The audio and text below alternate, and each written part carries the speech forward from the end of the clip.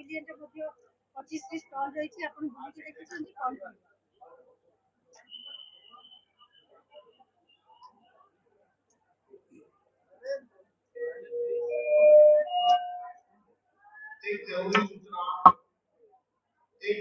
भारत अंतर्जातीय वाणिज्य मेला India international trade fair जहाँकि आमर नुआ दिल्ली रो ये प्रगति मैदान रे आमर भारत वाणिज्य प्रोत्साहन संगठन द्वारा ये मेला प्रति वर्ष आयोजन करा जाय थाए एवं विशेष करी 1980 मसीह ये वाणिज्य मेला निरंतर भाव में आज पर्यंत चालू आसुअछि एवं ये मेला 14 दिन धरिकी चली थाए एवं सेथिरे प्रति राज्य को मध्य विशेष भाव में गुरुत्व दिया जाय था स्वतंत्र भाव में एथिरे किभଳି भाव में निजर ऐतिह्य परंपरा संस्कृति को आधार करी ये वाणिज्य मेला निज अंचल ये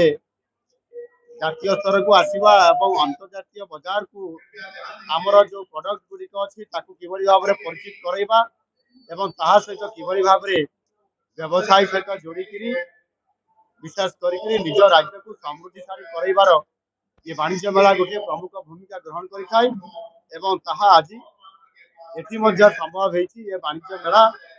ये विशेष करके गत नवेम्बर मास 14 तारिख आरंभ होती आम ओडिशा सरकार उप मुख्यमंत्री श्रीमती प्रभाती पंजा महोदया को एटी आसिक शुभारंभ करते एवं सौभाग्यवशतः आज मत सुजोग मिलला ये अंतर्जातीय वाणिज्य मेला रे उपस्थित रही आम जो ओडिशार स्टल गुड़िक अच्छी परिदर्शन करवा एवं ता सहित आमर जो सांस्कृतिक कार्यक्रम जो आज आमर जो मंच पेविलियन आज आमको मिलता से ओडिशार प्रतिफलित होउतबा आमर ओडिसी नृत्य एवं लोक नृत्य ये ता सहित मोर विभिन्न प्रकार सांस्कृतिक कार्यक्रम को यार झलक एटी देखापी एवं उद्घाटन करी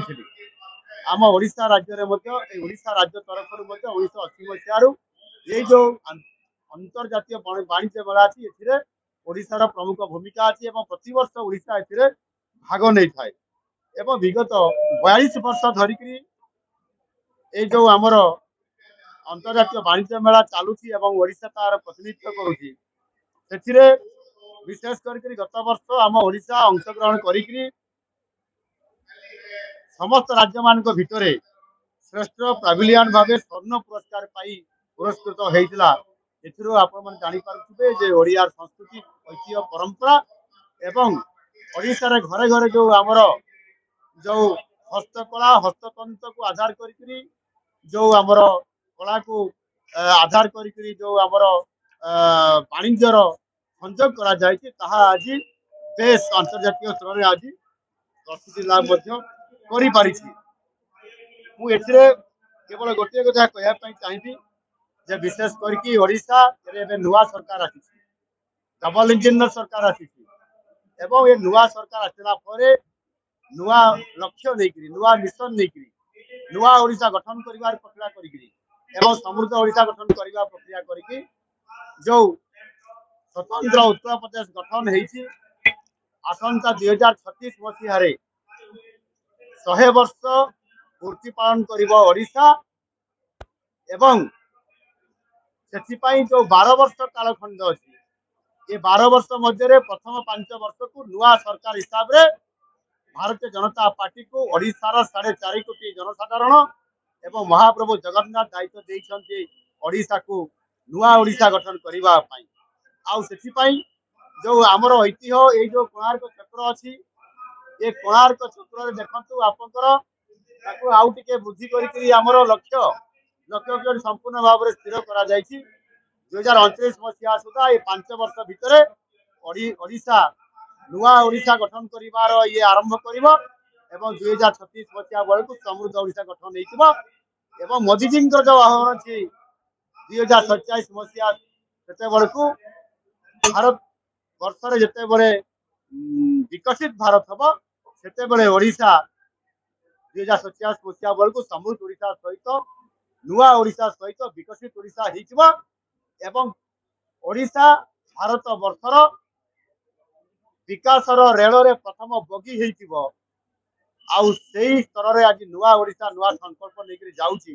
ଆଉ ତାହାର ଝଲକ ଆଜି ଯୋଉମାନେ ଆସିଛନ୍ତି, ଯୋଉ ଆମର ବିଭିନ୍ନ ଷ୍ଟଲ୍ ଆସିଛି ସବୁ, ଏ ଷ୍ଟଲ୍ ଗୁଡ଼ିକ ସବୁ ନୂଆ ନୂଆ ସିଲେକ୍ଟ ହେଇକରି ଆସିଛନ୍ତି। ଆଉ ସେମାନେ ତାଙ୍କର ହସ୍ତତନ୍ତ କଳା କାରୁକାର୍ଯ୍ୟ ये समस्त कथा को ओडिशार झलक सहित आज विश्व बजार को से आनीपारी। तेणु से धन्यवाद देवी एवं निश्चित भाव में आगामी दिन में ओडिशा जो रास्ता जाऊँगी महाप्रभु जगन्नाथ आशीर्वाद निश्चित भाव में आमे उत्कर्ष ओडिशा गठन करने संकल्प नहीं। Utkarsh Odisha make in Odisha conclave 2025 से शिल्प किभली भाव में ओडिशा को आसब, एटी शिल्प प्रतिष्ठा हम, शिल्पर हब हम। आउपाई ये जो मेक इन ओडिशा कनक्लेव आम करने जाऊँ। आम दिल्ली रे रोड शो कर सारीचु, मुंबई रे रोड शो कर सारीचु। ये जस्ट किसी दिन पूर्वर मु सिंगापुर को जाइए, सिंगापुर रू गत काली आसी एवं से जो उद्योगी शिल्पपति मान को लेकर ओडिशा हूँ संभावनार राज्य। सेठी आमर खनिज संपद अच्छी, सेठी आमर कोस्ट लाइन अच्छी, सेठी आमर संपूर्ण भाव में भित्तिभूमि अच्छी, बेलाभूमि अच्छी, जंगल अच्छी। ये समस्त को आधार करके आमर नुआ शिल्प नीति जो आम आनीचु या आधार करके आज सारा विश्व बाजार रू जो उद्योगपति मान को आकृष्ट करके ओडिशा आनिबार जो योजना चली आगामी दिन में जिते ये आमर आसंता जनवरी मास 28 और 29 तारीख 2025 मसीह जिते ये जो Utkarsh Odisha make in Odisha conclave 2025 सारा विश्व समस्त लोक मैंने आसबे